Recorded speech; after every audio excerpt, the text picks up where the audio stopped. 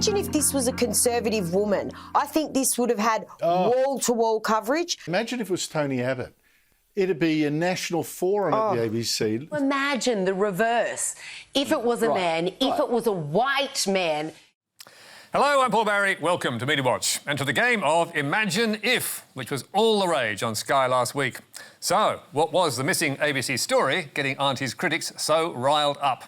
It was this report on 7. Tonight, exclusive. Controversial Senator Lidia Thorpe in a Melbourne strip club storm caught hurling profanities and racial abuse. That exclusive led 7's 6 o'clock bulletins in Melbourne and Sydney last Sunday, and it was not pretty viewing.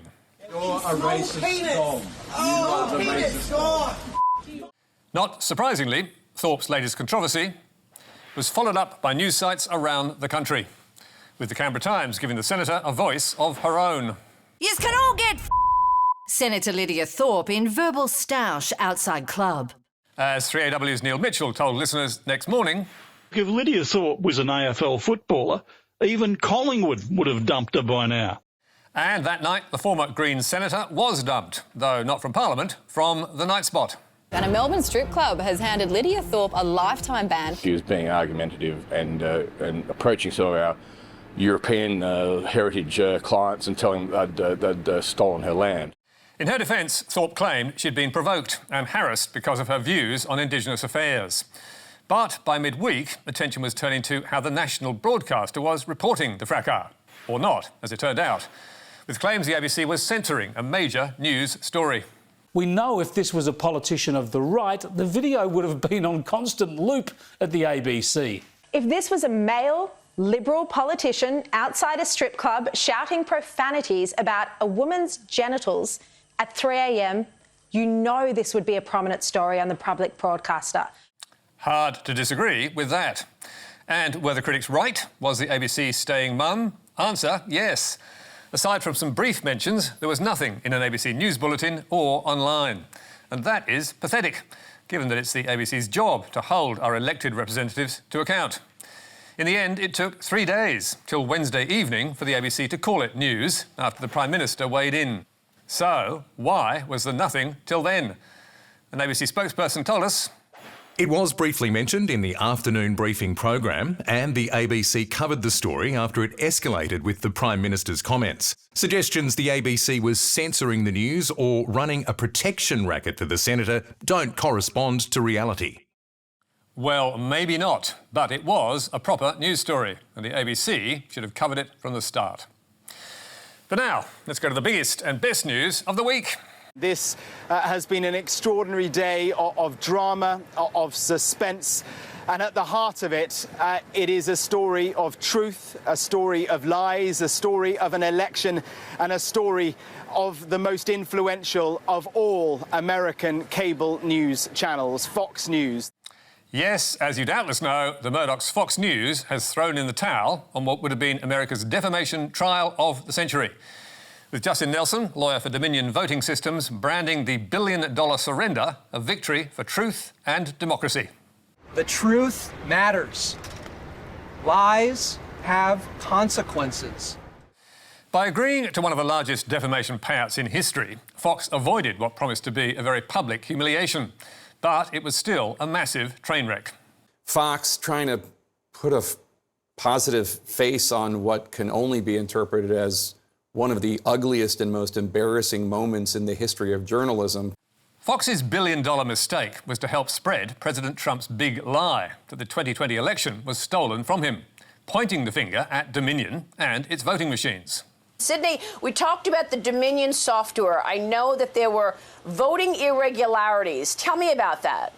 The machine ran an algorithm that shaved votes from Trump and awarded them to Biden. And they picked crooked Democratic cities to do it in, where they could get away with it.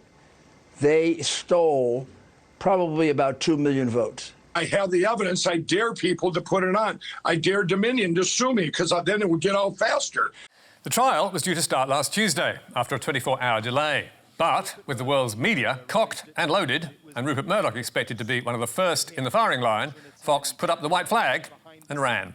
And with that, the Fox lawyers were off. What's the settlement worth, Mr. Webb? No answer. Instead, a statement. We acknowledge the court's rulings finding certain claims about Dominion to be false. It is not a total victory. There will be no on-air apology from Fox, and the Murdochs and hosts like Tucker Carlson and Sean Hannity will not have to take the stand, which was a big disappointment to many, including Late Show host Stephen Colbert. Damn it! I want my trial. I want it. You were supposed to provide me 6 weeks of delicious content. I wanted to see Rupert Murdoch put his hand on the Bible and burst into flames. But Fox will pay $787 million in damages, or nearly 1.2 billion Australian, which is 10 times the value of Dominion and far more than any actual damage to the company, revealing how much trouble Fox was in. Yeah, translated, it means we got caught lying by the judge. And I think that's exactly why we are seeing this absolutely jaw-dropping number. I mean, let's be clear. This is an unequivocal rebuke of Fox News, of their reporting, of their quote-unquote journalism. In preliminary hearings, Judge Eric Davis had ruled it was crystal clear the stolen election claims were false. And he'd ruled out Fox's powerful free speech defence under the First Amendment because Fox was spreading lies. So all Dominion had to prove was that Fox knew the claims to be false. And internal emails and texts, like this one from Tucker Carlson. Sidney Powell is lying, bitch. And Fox host Laura Ingraham. Sydney is a complete nut. No one will work with her. Ditto with Rudy. Well, this verdict from Rupert himself, after watching a chaotic press conference from Giuliani and Powell. Really crazy stuff. Made it clear that some Fox executives and hosts knew the claims were nonsense. And that was fatal to their case. So, how much will it hurt? Well, with $4 billion in cash on its balance sheet, Fox Corp can afford to pay the damages without too much pain. And amazingly, US taxpayers will help soften the blow via a massive tax deduction. But more plaintiffs are lining up, and the final bill will likely be much larger. Another voting machine manufacturer, Smartmatic, which has a similar chance of success, is suing Fox for $2.7 billion, with the company warning in a statement. Dominion's litigation exposed some of the misconduct and damage caused by Fox's disinformation campaign. Smartmatic will expose the rest. And several shareholder actions are also looming, with Fox Corp directors, including Rupert and Lachlan Murdoch, and former Republican Speaker of the House Paul Ryan, likely to be sued. Previous legal actions against Fox and News Corp over sexual harassment and phone hacking scandals have seen damages of $90 million and $139 million. And the cost this time could be even larger if the cases succeed. Fox's reputation, such as it was, has also been shredded. I'm sorry, this is going to be difficult to say with a straight face. This settlement reflects Fox's continued commitment to the highest journalistic standards. We are hopeful that our... Sorry. So, how did Fox News report the rout? Well, it hardly made headlines. While the other networks crossed live to the court and blitzed their coverage, Fox managed a mere 3 mentions in 4 hours. By which time, to find the story on Fox News' website, you had to scroll all the way down to item 28. So much for the highest standards of journalism. And how about Australia? Well, nothing in the print editions of the News Corp tabloids, and it failed to make the Australian's front page. Sky After Dark also gave it scant attention, and Sky's media show with Jack Houghton ignored the story altogether. So it was left to Andrew Bolt to admit. And this is a disaster. I mean, we are better than this, or we should be. And no one thought to remind us that at least one famous Sky host, Alan Jones, had endorsed the lie. How much more evidence of voter fraud do people need? I showed you one of the 5 attorneys from Trump's legal team who are contesting the results of the election. Her name is Sidney Powell. She's no pushover. Yes, the highest journalistic standards there as well, although Jones is no longer with the network. So, what will it mean for Fox and fake news? And will the network be forced to change? Seems the answer is no. There is no effective media watchdog in the US, and as long as Fox doesn't defame someone, it can get away with anything. As US historian Nicole Hemmer, who studies the conservative media, told the BBC, all Fox has to do is continue to spread election lies, conspiracies and falsehoods without naming a particular company or person, and there's no risk of lawsuits in the future. And Vanity Fair's Gabrielle Sherman, author of The Loudest Voice in the Room, agrees, saying the audience won't allow Fox to move away from Trump and back towards reason.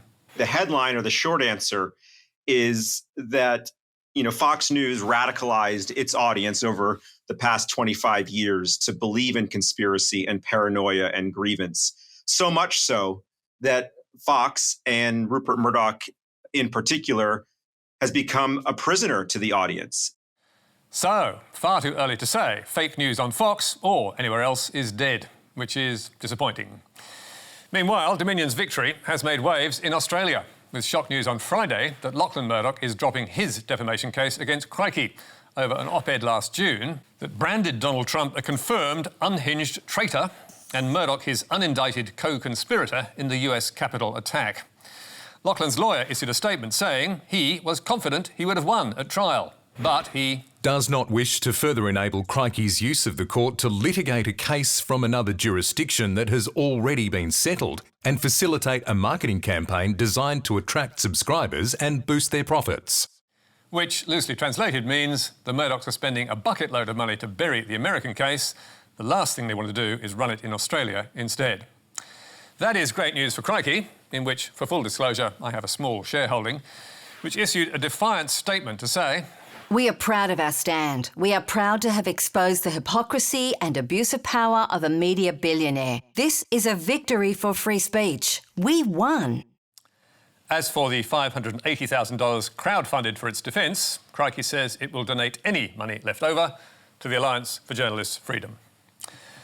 But now, to former Iron Woman-turned-reality TV star Candice Warner and her new tell-all memoir, on which the Sunday Telegraph had the exclusive. I kissed a boy I liked, that's all. Exclusive book extracts. Candice Warner on that Sonny Bill incident. Yes, photos of Candice Falzon as was, and footballer Sonny Bill Williams, kissing in a toilet cubicle sparked a media storm in 2007. And their so-called toilet tryst was again selling papers last week, with exclusive extracts from the book and an exclusive interview with Candice in the Sunday Telly's Stella magazine, where she says her life was ruined by the newspaper that published the photo, and that it's so hard to put into words without bursting out into tears because it was so painful. They wanted the juicy gossip. That was what was going to sell papers. And that theme was carried through a week of publicity during interviews on Brekkie TV. Candice Warner has been through a lot, the subject of intense and very public scrutiny that often seemed cruel and unfair. With Candice talking about driving to the newsagent in the middle of the night to buy the paper before her parents could read it. And having to get it and then digest everything and deal with it before mum and dad woke up or before everyone else woke up. She also broke down in an interview with the Project's Sarah Harris when talking about how devastating it was to have that photo and those articles published for all to see. I just couldn't take it anymore. I couldn't take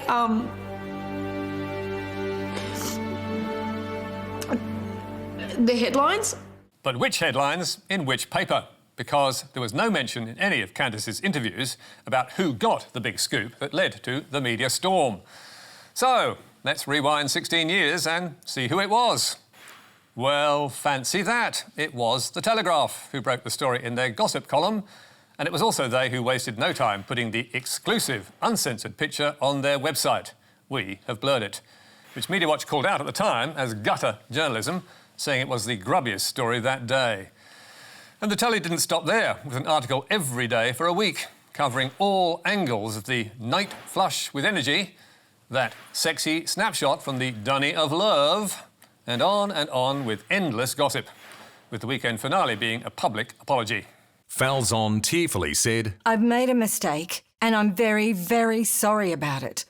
And what does she say about that now? Back then, I was forced to apologise. And telling the Project, And I'd hate to see anyone treated like that now. Are you angry at the way you were treated back then? Definitely. So, given all of that, you'd think Candice would give the Telly a decent whack. If not on TV, then at least in her memoir. But luckily for the paper, there was not a peep. Just a lot of references to a daily newspaper and the newspaper calling it a toilet tryst.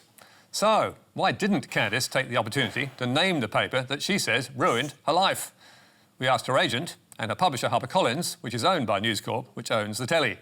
They did not respond to calls or emails. We also asked Sunday Telegraph editor Mick Carroll why they didn't reveal it was the telly that ruined Candice's life back in 2007, and if they still defended their coverage. He also failed to respond. So, Candice Warner might choose not to call the paper out, but we will.